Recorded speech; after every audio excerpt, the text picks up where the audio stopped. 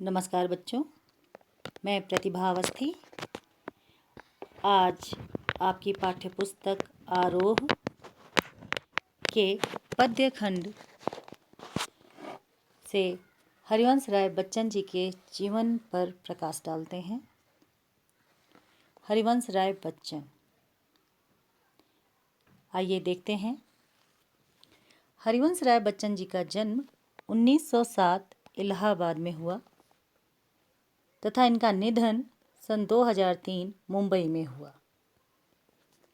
इनकी प्रमुख रचनाएं हैं मधुशाला, मधुबाला, मधुकलश, निशानी मंत्रण, एकांत संगीत, आकुलंतर, मिलनयामिनी, सतरंगिणी, आरती और अंगारे, नए पुराने झरोखे, टूटी फूटी कड़ियाँ, ये सब इनके काव्य संग्रह हैं।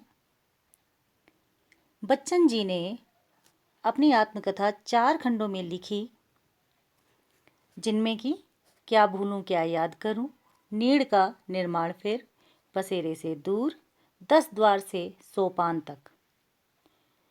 बच्चन जी ने कुछ अनुवाद भी किए, जिनमें प्रमुख हैं हैमलेट, जनगीता, मैकबेथ आदि। आधुनिक गद्य विधा डायरी में भी इन्होंने अपना कौशल दिखाया और इनकी डायरी का नाम है प्रवासी की डायरी। इनका पूरा साहित्य बच्चन ग्रंथावली के नाम से 10 खंडों में प्रकाशित हुआ। पूर्व चलने के बटोही बाट की पहचान कर ले। बच्चन जी द्वारा लिखित ये लाइनें जीवन का गहरा संदेश प्रकट करती हैं। किसी भी लक्ष्य को साधने से पहले हमें उसके रास्ते और वो लक्ष्य हमें कहाँ ले जाएगा, उसकी हमें पहचान जरूर कर लेनी चाहिए। 1942 से 1952 तक इलाहाबाद विश्वविद्यालय में प्राध्यापक आकाशवाणी के साहित्यिक कार्यक्रमों से संबद्ध, फिर विदेश मंत्रालय में हिंदी विशेषज्ञ रहे बच्चन जी। दोनों महायुद्धों के बीच मध्य वर्ग के विक्षुब्ध विकल मन को बच्चन जी ने वाणी का वरदान दिया। यानी कि जब वर्ल्ड वार फर्स्ट और सेकंड दोनों के बीच ये आकाशवाणी में इन्होंने अपनी सेवाएं दी। उन्होंने छायावाद की लाक्षणिक वक्रता के बजाय सीधी साधी जीवंत भाषा और संवेदनसिक्त गेय शैली में अपनी बात कही। व्यक्तिगत जीवन में घटी घटनाओं की सहज अनुभूति की ईमानदारी अभिव्यक्ति बच्चन के यहाँ कविता बनके प्रकट हुई।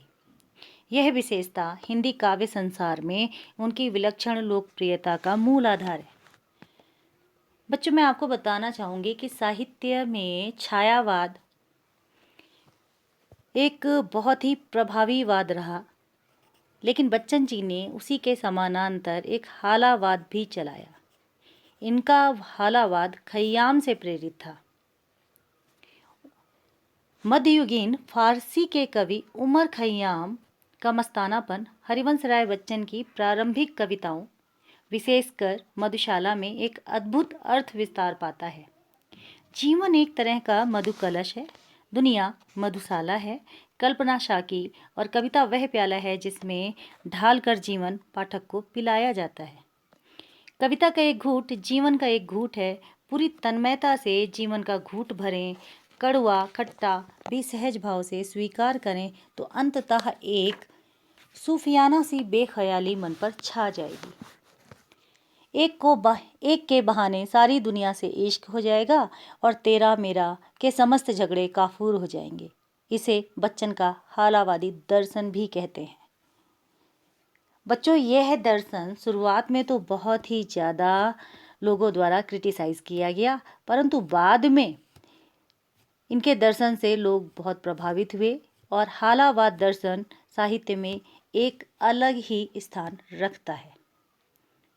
यह बात ध्यान देने योग्य है कि उनकी युग बोध संबंधी कविताएं जो बाद में लिखी गईं, उनका मूल्यांकन अभी तक कम ही हो पाया है। बच्चन जी का कवि रूप सबसे विख्यात है, पर उन्होंने कहानी, नाटक, डायरी आदि के साथ बेहतरीन आत्मकथा भी लिखी है, जो ईमानदार, आत्मस्वीकृति और प्रांजल शैली के कारण निरंतर पठनीय बनी हुई है। आपकी पुस्तक में बच्चन जी की 2 कविताएं दी गई हैं। पहली आत्म परिचय, जिसमें बच्चन जी ने अपने जीवन के सुख दुख को, खट्टे मीठे अनुभवों को बहुत ही सरल भाषा में समझाया है। वहीं दूसरी ओर एक गीत दे रखा है जो कि निशा निमंत्रण से लिया गया है, और यह गीत संगीतात्मकता की परिपाटी पर खरा उतरता है। तो ये दोनों गीत आपको आगे मैं पढ़ाऊंगी। तब तक के लिए धन्यवाद।